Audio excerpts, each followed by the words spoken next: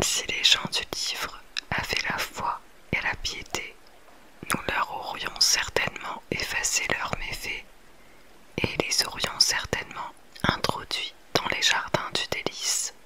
S'ils avaient appliqué la Torah et l'Évangile et ce qui est descendu sur eux de la part de leur Seigneur, ils auraient certainement joui de ce qui est au-dessus d'eux et de ce qui est sous leurs pieds.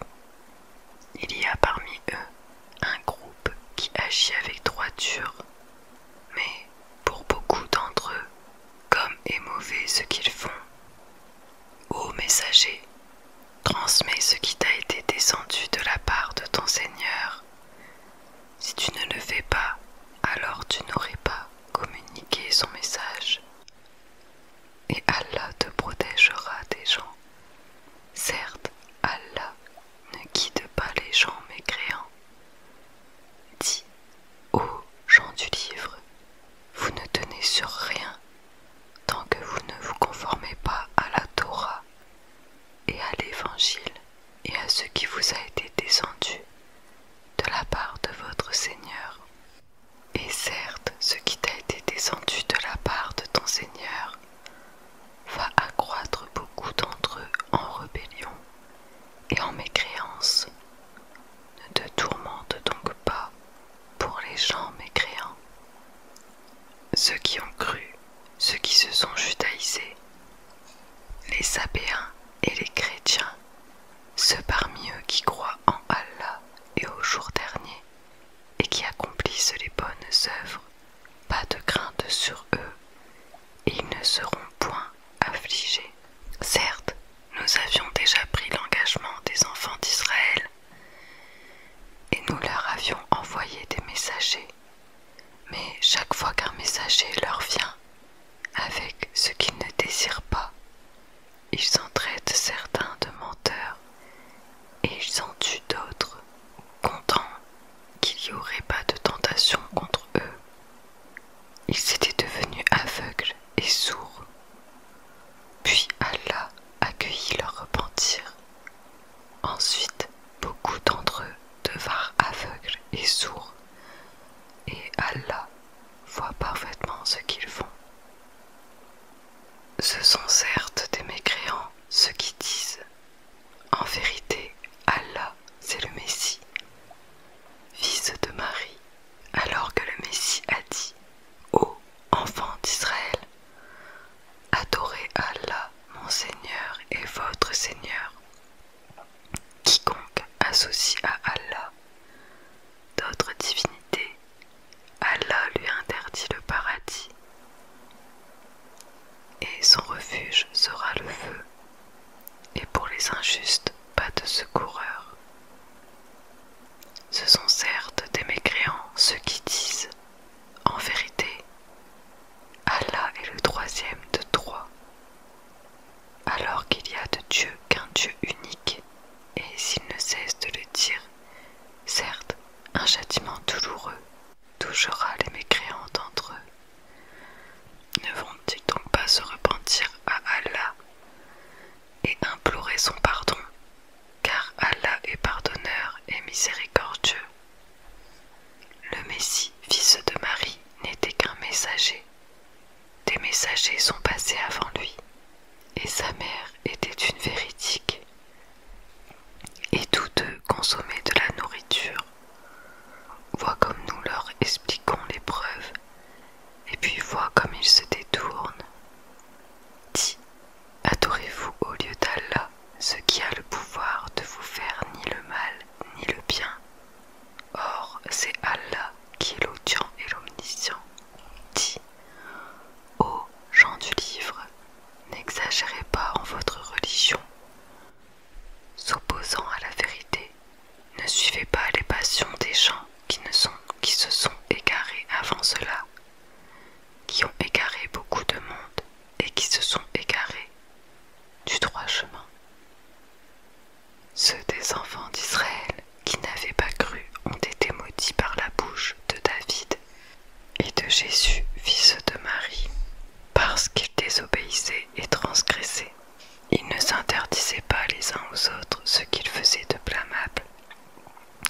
et mauvais certes ce qu'ils faisaient.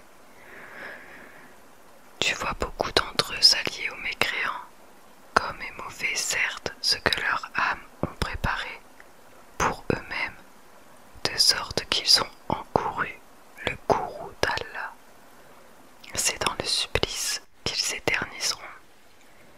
S'ils croyaient en Allah, au prophète et à ce qui lui a été descendu, ils ne prendraient pas ces mécréants pour alliés, mais beaucoup d'entre eux sont pervers. Tu trouveras certainement que les juifs et les associateurs sont les ennemis les plus acharnés des croyants. Et tu trouveras certes que les plus disposés à aimer les croyants sont ceux qui disent « Nous sommes chrétiens ». C'est qu'il y a parmi eux des prêtres et des moines, et qu'ils ne s'enflent pas d'orgueil. Et quand ils entendent ce qui a été descendu sur le messager, Mohammed, tu vois leurs yeux déborder de larmes, parce qu'ils ont reconnu la vérité. Ils disent « Ô notre Seigneur, nous croyons, inscris-nous donc parmi ceux qui témoignent de la véracité du Coran. » Pourquoi ne croirions-nous pas en Allah et à ce qui nous est parvenu de la vérité? Pourquoi ne convoitions-nous pas que notre Seigneur nous fasse entrer en la compagnie des gens vertueux? Allah donc les récompense pour ceux qui disent par des jardins sous lesquels coulent les ruisseaux où ils demeureront éternellement. Telle est la récompense des bienfaisants. Et quant à ceux qui ne croient pas et qui traitent de mensonges nos versets, ce sont les gens de la fournaise. Ô les croyants, ne déclarez pas illicites les bonnes choses qu'Allah vous a rendues licites, et ne transgressez pas. Allah, en vérité, n'aime pas les transgresseurs. Et mangez de ce qu'Allah vous a attribué de licite et de bon. Craignez Allah en qui vous avez foi. Allah ne vous sanctionne pas pour la frivolité dans vos serments, mais il vous sanctionne pour les serments que vous avez l'intention d'exécuter. L'expiation en sera de nourrir 10 pauvres, de ce dont vous nourrissez normalement vos familles, ou de les habiller, ou de libérer un esclave. Quiconque n'en trouve pas les moyens devra jeûner 3 jours. Voilà l'expiation pour vos serments lorsque vous avez juré. Et tenez à vos serments. Ainsi Allah vous explique ces versets afin que vous soyez reconnaissants. Ô les croyants, le vin, le jeu de hasard, les pierres dressées, les flèches de divination ne sont qu'une abomination, œuvre du diable. Écartez-vous-en afin que vous réussissiez. Le diable ne veut que jeter parmi vous à travers le vin et le jeu de hasard, l'inimitié et la haine, et vous détournez d'invoquer Allah et de la salade. Allez-vous donc y mettre fin? Obéissez à Allah, obéissez au messager, et prenez garde. Si ensuite vous vous détournez, alors sachez qu'il n'incombe à notre messager que de transmettre le message clairement.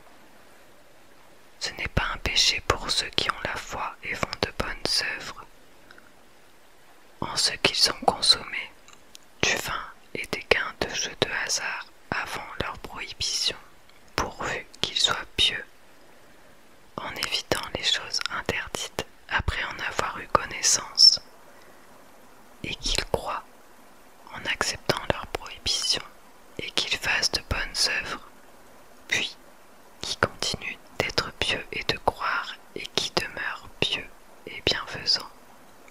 Car Allah aime les bienfaisants. Ô les croyants, Allah va certainement vous éprouver par quelques gibiers à la portée de vos mains et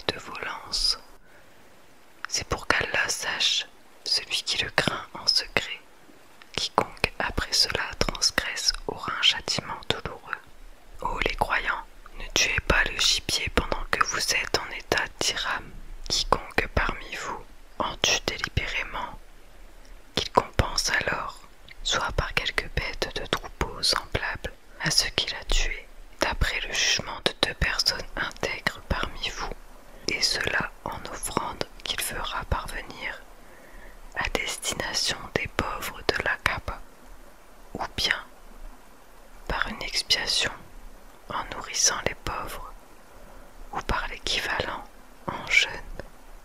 Cela afin qu'il goûte à la mauvaise conséquence de son acte.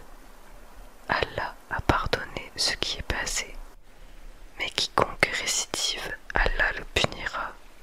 Allah est puissant et détenteur du pouvoir de punir. La chasse en mer vous est permise, et aussi d'en manger, pour votre jouissance et celle des voyageurs. Et vous est licite la chasse à terre, tant que vous êtes en état d'ihram. Et craignez Allah, vers qui vous serez rassemblés. Allah a institué la Kaaba, la maison sacrée, comme un lieu de rassemblement pour les gens. Il a institué le mois sacré, l'offrande d'animaux et les guirlandes, afin que vous sachiez que vraiment Allah sait tout ce qui est dans les cieux et la terre, et que vraiment Allah est omniscient. Sachez qu'Allah est sévère en punition, mais aussi qu'Allah est pardonneur et miséricordieux. Il n'incombe au messager que de transmettre le message, et Allah sait ce que vous divulguez, tout comme ce que vous cachez. Dis, le mauvais et le bon ne sont pas semblables, même si l'abondance du mal te séduit. Craignez Allah donc, ô gens intelligents, afin que vous réussissiez. Ô les croyants, ne posez pas de questions sur les choses qui, si elles vous étaient divulguées, vous mécontenteraient. Et si vous vous posez des questions à leur sujet, pendant que le Coran est révélé, elles vous seront divulguées. Allah vous a pardonné cela, et Allah est pardonneur et indulgent. Un peuple, avant vous, avait posé des questions pareilles, puis devinrent de leur fait mécréants. Allah n'a pas institué la baïra, la saïba, la wasila, ni le ham, mais ceux qui ont mécru ont inventé ce mensonge contre Allah, et la plupart d'entre eux ne raisonnent pas. Et quand on leur dit « Venez vers ce qu'Allah a fait descendre, la révélation, et vers le messager, ils disent « Il nous suffit de ce sur quoi nous avons trouvé nos ancêtres. » Quoi? Même si leurs ancêtres ne savaient rien et n'étaient pas sur le bon chemin. Ô les croyants, vous êtes responsables de vous-même. Celui qui s'égare ne vous nuira point. Si vous avez pris la bonne voie, c'est vers Allah que vous retournerez tous. Alors il vous informera de ce que vous faisiez. Ô les croyants, quand la mort se présente à l'un d'entre vous, le testament sera attesté par 2 hommes intègres d'entre vous, ou 2 autres, non des vôtres, si vous êtes en voyage dans le monde et que la mort vous frappe. Vous les retiendrez, les 2 témoins, après la salade, puis, si vous avez des doutes, vous les ferez jurer par Allah. Nous ne faisons aucun commerce ou profit avec cela, même s'il s'agit d'un proche, et nous ne cacherons point le témoignage d'Allah, sinon nous serions du nombre des pécheurs. Si l'on découvre que ces 2 témoins sont coupables de péché, 2 autres plus intègres parmi ceux auxquels le tort a été fait prendront leur place, et tous 2 jureront par Allah. En vérité, notre témoignage est plus juste que le témoignage de ces 2-là, et nous ne transgressons point, sinon nous serions certainement du nombre des injustes. C'est le moyen le plus sûr pour les inciter à fournir leur témoignage dans sa forme réelle, ou leur faire craindre de voir d'autres serments se substituer aux leurs. Et craignez Allah, écouter. Allah ne quitte pas les gens pervers. Et rappelle-toi le jour où Allah rassemblera tous les messagers et qu'il dira: que vous a-t-on donné comme réponse? Ils diront: nous n'avons aucun savoir. C'est toi vraiment le grand connaisseur de tout ce qui est inconnu. Et quand Allah dira: ô Jésus, fils de Marie, rappelle-toi mon bienfait sur toi et sur ta mère, quand je te fortifiais du Saint-Esprit. Au berceau, tu parlais aux gens, tout comme en ton âge mûr. Je t'enseignais le livre, la sagesse, la Torah et l'Évangile. Tu fabriquais de l'argile comme une forme d'oiseau, par ma permission. Puis tu soufflais dedans. Alors par ma permission, elle devenait oiseau. Et tu guérissais par ma permission l'aveugle-né et le lépreux.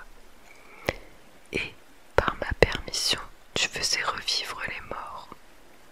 Je te protégeais contre les enfants d'Israël pendant que tu leur apportais l'épreuve.